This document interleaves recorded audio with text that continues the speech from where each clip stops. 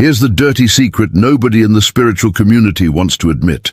The monks meditate for hours, the gurus preach detachment, the enlightened ones talk about transcending the body, and then they go home and struggle with the exact same sexual desires as everyone else. Maybe even more intensely, and they feel ashamed because they think they should be beyond this by now. If you've been on a spiritual path and you're still battling lust, still feeling that magnetic pull toward physical desire, still fantasizing despite all your meditation and spiritual practice, you're not broken, you're not failing, and you're definitely not alone. Alan Watts discovered something profound about this paradox that will completely transform how you understand sexuality, spirituality, and the war you've been fighting inside yourself. What I'm about to share will either offend you or liberate you. There's no middle ground. Stay with me. Welcome. Let's address the elephant in the temple that everyone pretends isn't there. We live in a strange time where sexuality is everywhere in our culture, on every screen, every advertisement, every song. But simultaneously, we're told by spiritual teachers that if we're truly evolved, truly awakened, truly enlightened, we should somehow be above all of that. We should transcend desire, we should be pure, we should exist in some rarefied state where the body and its urges no longer affect us. And so what happens? Thousands of sincere spiritual seekers are living double lives, presenting a calm, detached, evolved persona to the world, while secretly struggling with intense sexual thoughts, desires, and impulses that they believe disqualify them from spiritual progress. They meditate in the morning and masturbate at night, feeling like hypocrites. They read sacred texts and then catch themselves staring at attractive people, feeling guilty. They practice yoga and mindfulness. While their minds are flooded with sexual fantasies they're desperately trying to suppress. Alan Watts, who was both a scholar of Eastern philosophy and brutally honest about human nature, saw through this hypocrisy. He understood something that most spiritual teachers won't tell you. The war between spirituality and sexuality is a false war, created by misunderstanding both. Today, over the next 15 minutes, we're going to explore why spiritually awakening people often struggle with lust more intensely than others, why this struggle is actually a sign of growth rather than failure, and most importantly, how to integrate sexuality and spirituality instead of treating them as enemies.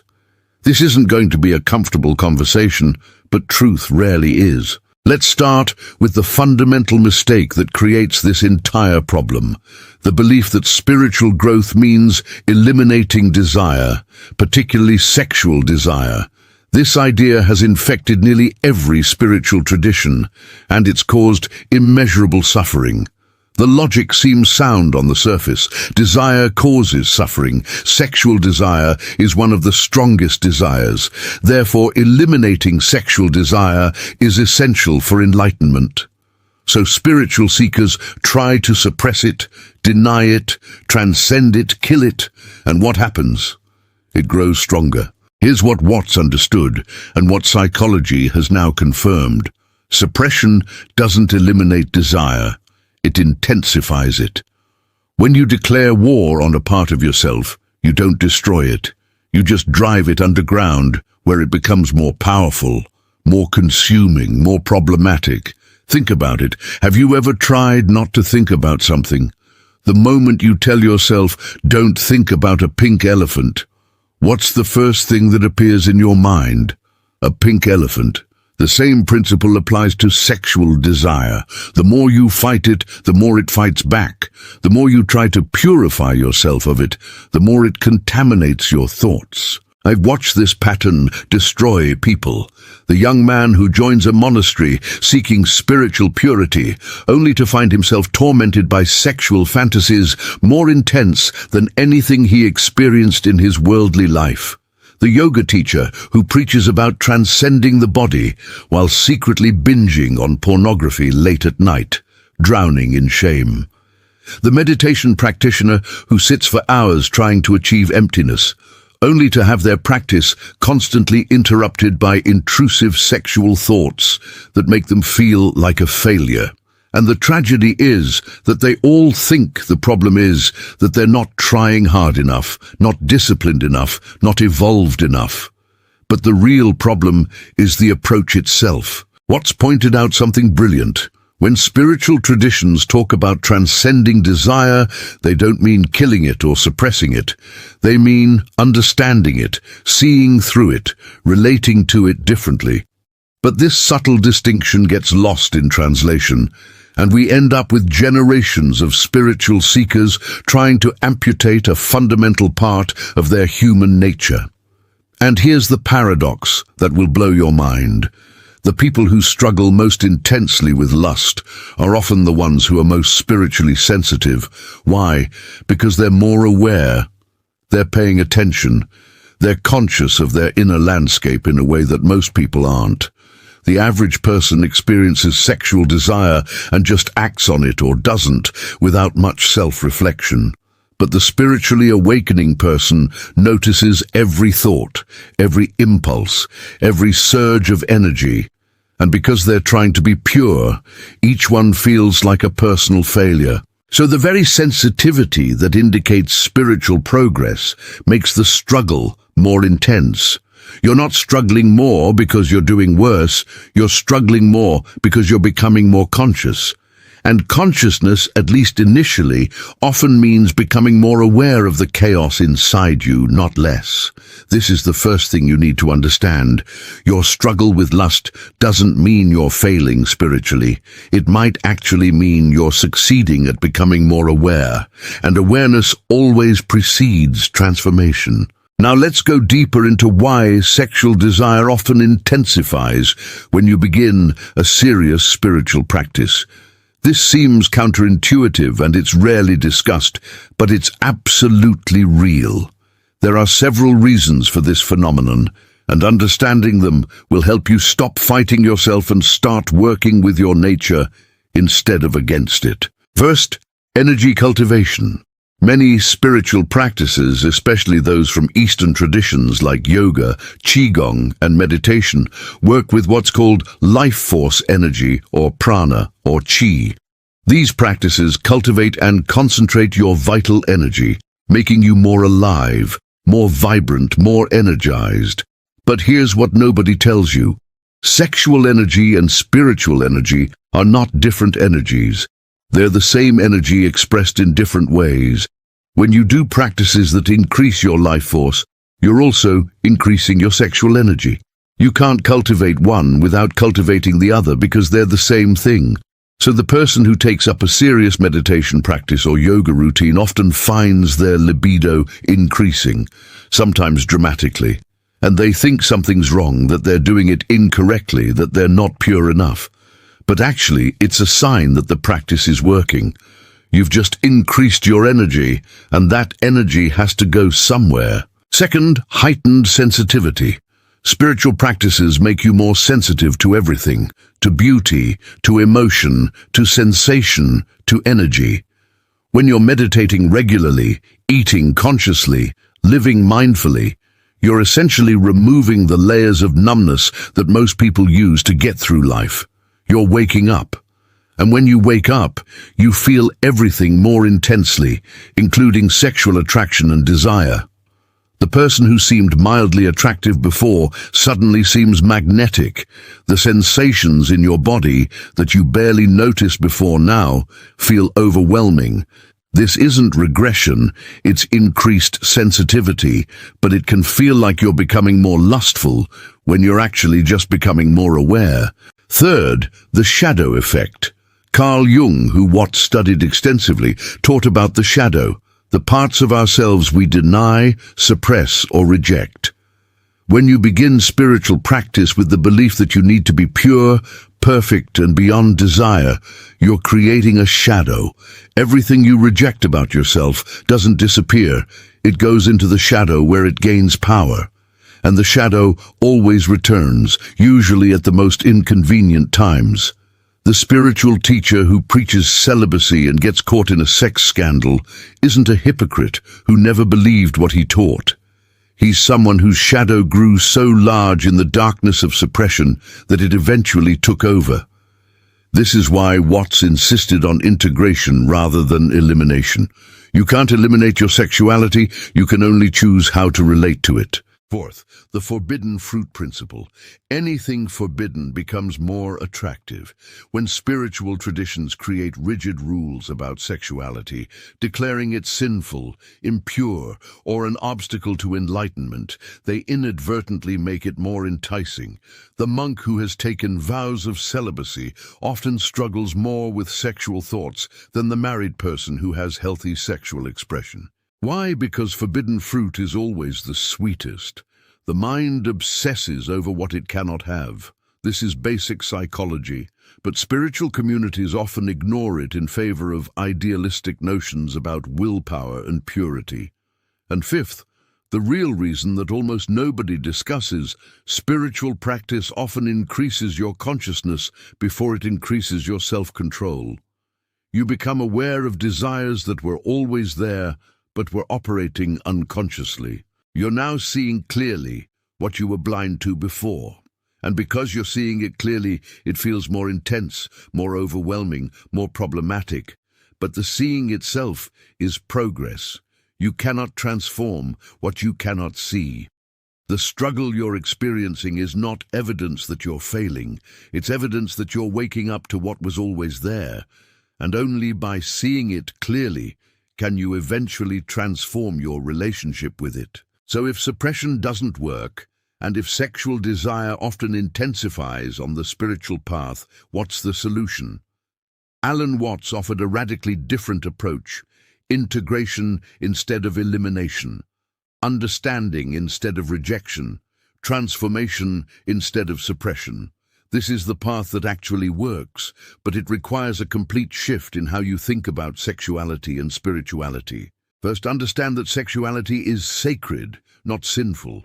Most spiritual traditions got this backwards. They treated the body and its desires as obstacles to overcome, prisons to escape, lower nature to transcend. But Watts, drawing on tantric traditions and Taoist wisdom, taught something different.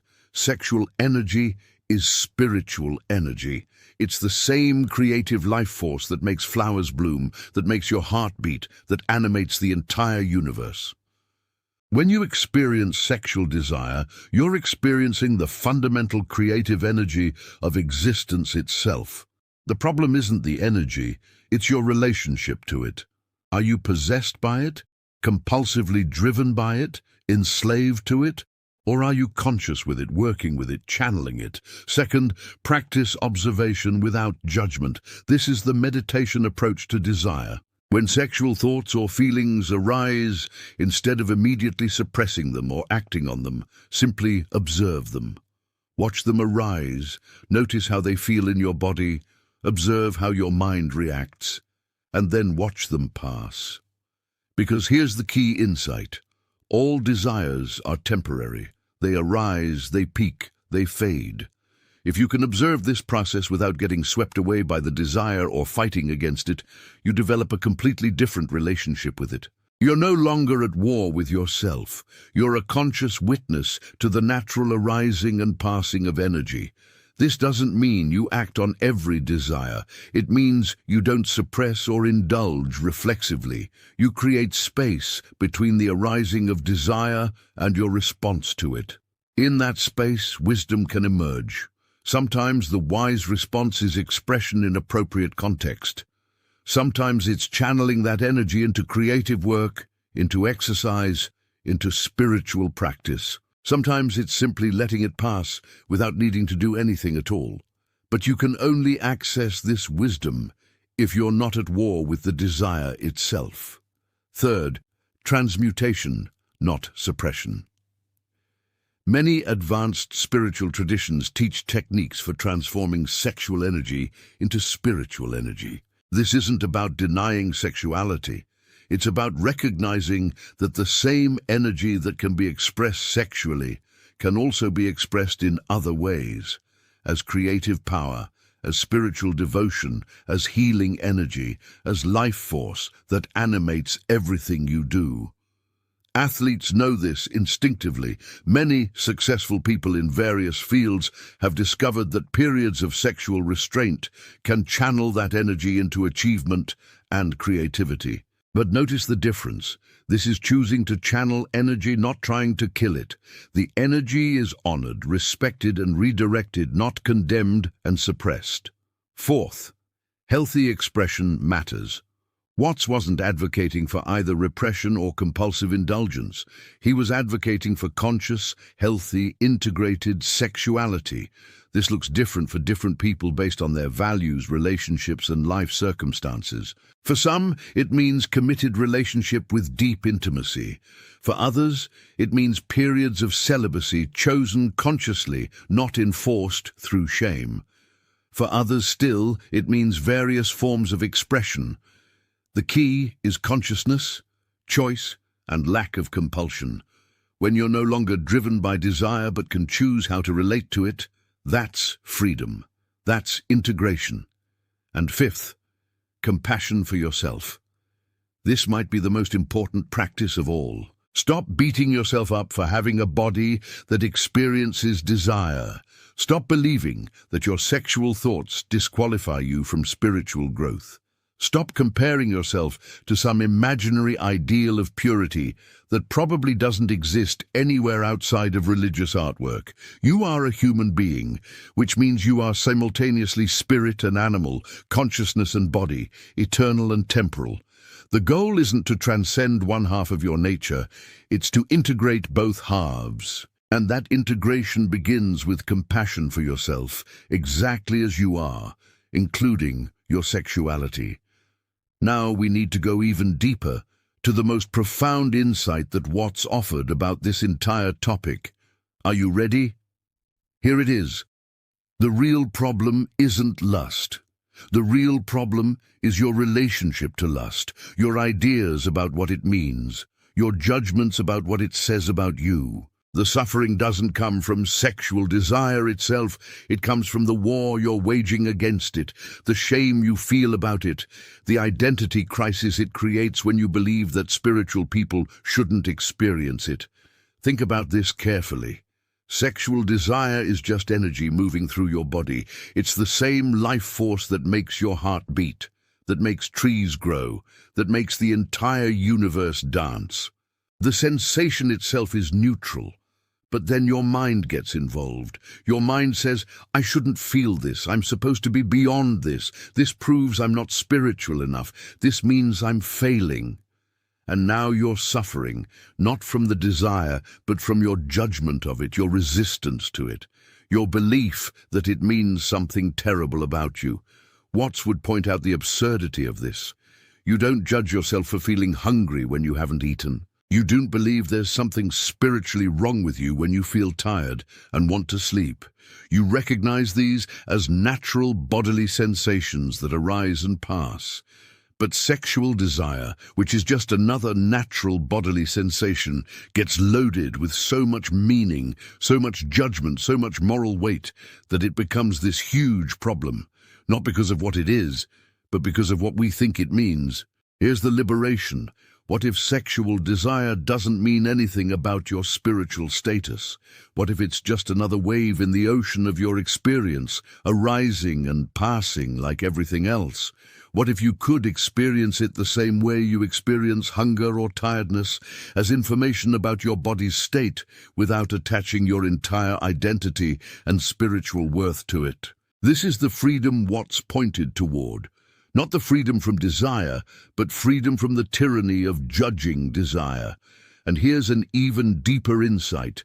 The intensity of your struggle with lust is often proportional to the rigidity of your spiritual identity.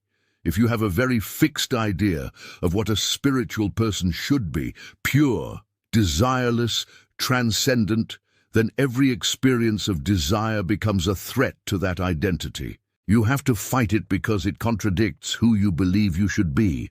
But what if you loosened that identity? What if you stopped trying to be a spiritual person and just allowed yourself to be a conscious human experiencing the full spectrum of human experience, including sexuality? Suddenly the war ends, not because desire disappeared, but because you stopped defining yourself in opposition to it. This is what Watts meant by spiritual maturity.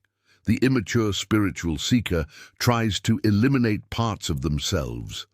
The mature spiritual being learns to integrate everything, to work with all of it, to find the sacred in all of life, including sexuality.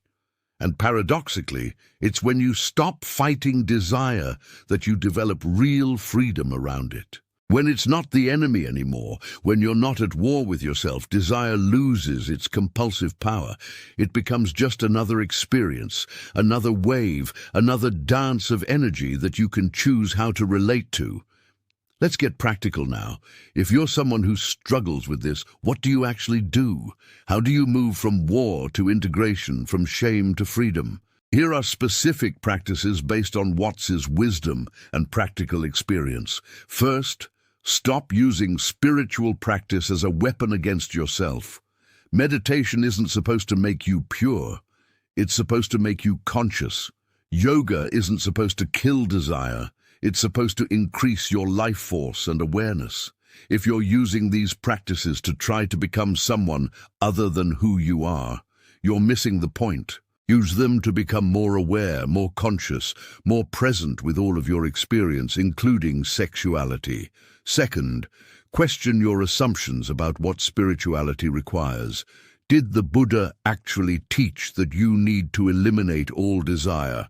Or did he teach that suffering comes from clinging and aversion? Did Jesus actually condemn sexuality?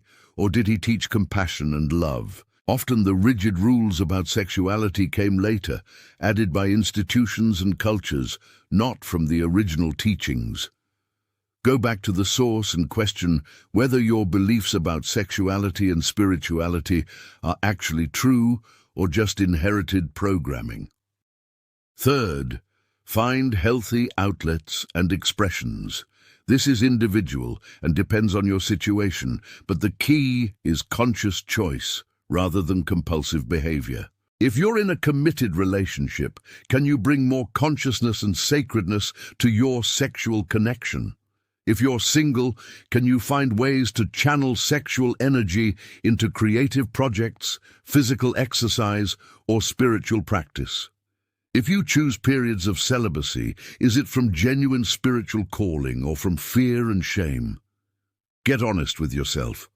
Fourth, practice the pause. This is a game changer. When sexual desire arises strongly, practice pausing before either suppressing it or acting on it. In that pause, breathe, observe, feel the energy in your body, notice your thoughts, and then choose your response from awareness rather than from compulsion or fear. This pause, this space of consciousness, is where real freedom lives. You're no longer a puppet of desire or a warrior against it. You're a conscious being making choices. Fifth, seek real teaching and community.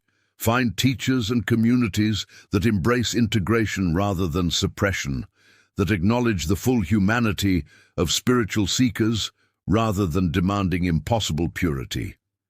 There are traditions, Tantra, certain schools of Buddhism, mystical Christianity, Taoism, that have mature integrated approaches to sexuality and spirituality. Learn from them instead of from traditions that create shame and impossible standards.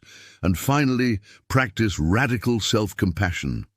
Every time you notice yourself judging yourself for sexual thoughts or desires, pause and offer yourself compassion instead. Say to yourself, I'm a human being with a body. This is natural. This doesn't define my worth or my spiritual progress. I'm doing my best. Self-compassion isn't self-indulgence. It's the foundation of real transformation. You cannot heal what you hate. You cannot transform what you reject. Only love, including love for your sexual nature, can transform. So here's the truth. that Alan Watts would want you to understand. You are not broken because you experience sexual desire. You are not failing spiritually because you struggle with lust. You are not less evolved because you have a body that responds to attraction and beauty. You are a human being, which means you are both animal and angel, both flesh and spirit, both temporary and eternal. And the path to wholeness isn't about choosing one side and rejecting the other.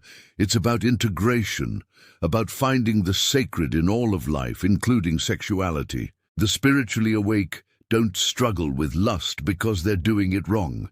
They struggle because they're becoming more conscious, more sensitive, more aware.